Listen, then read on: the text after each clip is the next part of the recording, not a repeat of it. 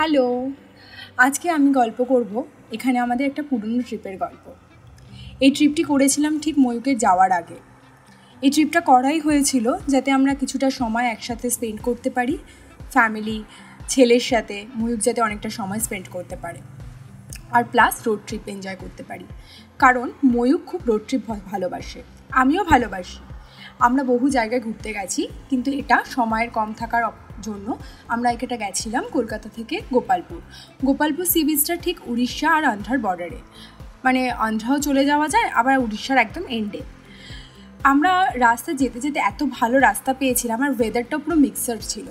Like কখনো কখনো বৃষ্টি হচ্ছে আর কখনো প্রচণ্ড রোদের আলো, সব কিছু মিলিয়ে এত সুন্দর ছিল রাস্তাটা।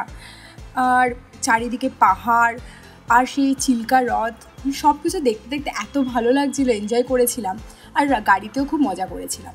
প্রথমে আমরা কোলাঘাটে কিছুটা সময় স্পেন্ড করেছিলাম, আর আমরা এই ট্রিপটা শুরু করেছিলাম একদম মাঝরাতে, মানে আমরা বাড়ি থেকে বেরিয়েছিলাম তখন 12:30 পৌনে 1 নাগাদ।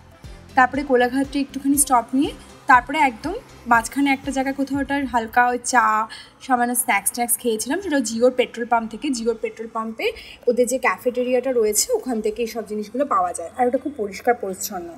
আমরা ওটাই প্রেফার করি কোথাও যদি বাইরে বেরোই রোড ট্রিপে। ওখান থেকে আমরা মাঝখানে একদম মেফেয়ারে ঢোকার একটু আগে, বেশ কিছুটা আগে, 1-1.5 ঘন্টা আগে আমরা একটা জায়গায় পুরোপুরি ব্রাঞ্চ সেরে নিয়েছিলাম, আর সেখান থেকে সোজা চলে যাই মেফেয়ারে বুক করে নিয়েছিলাম আমরা 1 সপ্তাহ আগে, হোটেল বুক করা ছিল।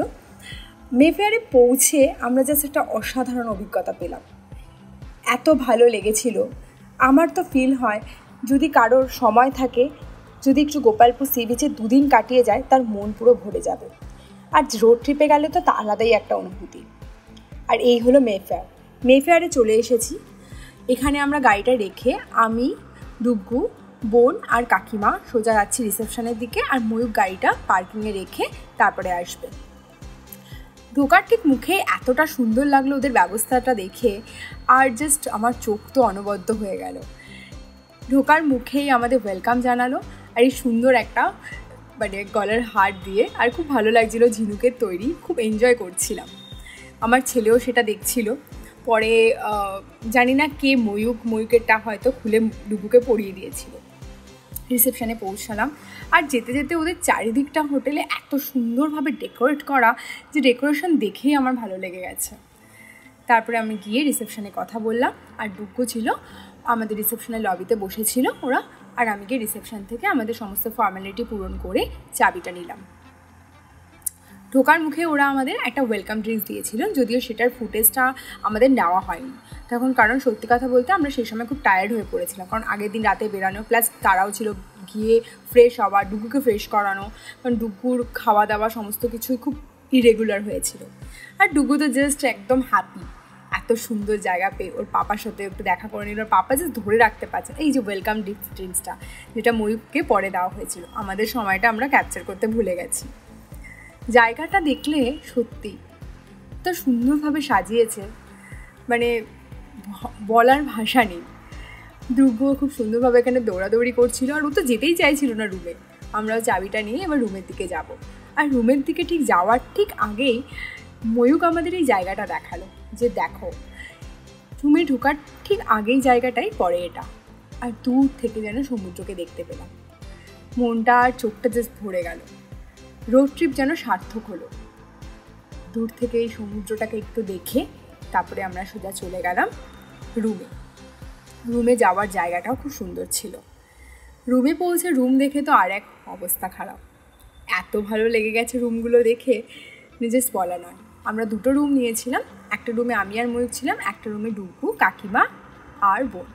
রুমে ঢুকে তো সোজা বাথরুমে আমি আর বোন দুজনে মিলে একটু ছবি তুলে নিলাম, একটু পোজ দিয়ে নিলাম, যা হয় আর কি 2 বোন মিলে একসাথে হওয়ার ফল। তারপরে সোজা রুম দেখতে দেখতে আমরা বাইরে করিডোরের দিকে গেলাম। ও গড, এখানে আর একটা আয়না ছিল, সেখানেও একটু পোজ দিয়ে নিলাম, বেডটাও দেখে নিলাম। যাক, যদিও বেডটা দেখতে যতটা সুন্দর, তবে আমাদের এই নরম নরম গদিতে আমার খুব একটা ঘুম আসে না। যাই হোক, সোজা চলে যাচ্ছি। যাওয়ার আগেও আরেকটা আয়না, সেখানেও একটু পোজ দিয়ে নিলাম। গিয়ে এবার যখন আমরা ব্যালকনিতে গেলাম, অসাধারণ, সবুজে ঘেরা। আর কত সুন্দরভাবে ওরা অর্গানাইজডভাবে গাছগুলোকে লাগিয়েছে। গাছ দেখতে আমি প্রচণ্ড ভালোবাসি। তারপরে একটু ফ্রেশ হয়ে আমরা সোজা চলে গেলাম সি বিচের দিকে। আর সি বিচের দিকে যত যাচ্ছি তত জানি মনে হচ্ছে কখন যাবো গিয়ে জল ছুঁতে পারবো। যদিও আমাদের সেভাবে কোনোভাবে ওই স্নান করার ব্যাপারটা ছিল না, যে সমুদ্রে গিয়ে আমরা জলে নামবো সেটার ব্যাপারটা ছিল না। আমরা জাস্ট এনজয় করতে গেছিলাম। অনেক ছবি অনেক ভিডিও আমাদের তোলার ইচ্ছা হলেও কখনো কখনো ফোনটা বার করিনি, জাস্ট দেখে গেছি। আমরা উপভোগ করতে গেছিলাম, আমাদের সময় দিতে গেছিলাম একে অপরকে, ছেলেকে, কারণ ময়ূর চলে যাবে বেশ কিছু দিনের জন্য। তারপরে আমরা কখন ওর কাছে যাব সেসবের কিছুই ঠিক ছিল না। তাই যাওয়ার আগে এই সমস্ত কিছু ব্যাপারটাকে আমরা একটু ক্যাপচার করে রাখতে চেয়েছিলাম। খুব কম, আবার খুব কমও নয়, আবার খুব বেশিও নয়। আমি তো হেঁটে হেঁটে এগোচ্ছি, আর যত যাচ্ছি তত জানি মনটা ভরে যাচ্ছে। ময়ূরকে আমি যাওয়া মাত্র একটা কথাই বলেছিলাম, অসাধারণ, সত্যি দারুণ ট্রিপ হলো। এত সুন্দর লাগছে এই ট্রিপটা, আর বিশেষ করে লোকেশানটা। ওরা এত সুন্দর করে, এত অর্গানাইজডভাবে এত জায়গাটা সুন্দর করে সাজিয়ে রেখেছে যে কোনো কিছুর অভাব ফিল হচ্ছে না। পুরীতে গেলে যদিও প্রচুর লোকের সমাগম পাওয়া যায়, তবে এখানে সেটা ছিল না। লোকজন কম, আর যেটা হয়তো আমাদের ক্ষেত্রে আরও বেশি একটা এক্সট্রা বোনাস পয়েন্ট ছিল, কারণ আমাদের একটু ভিড় এসব জিনিস থেকে আমরা অ্যাভয়েড করি, আমাদের খুব একটা ভালো লাগে না।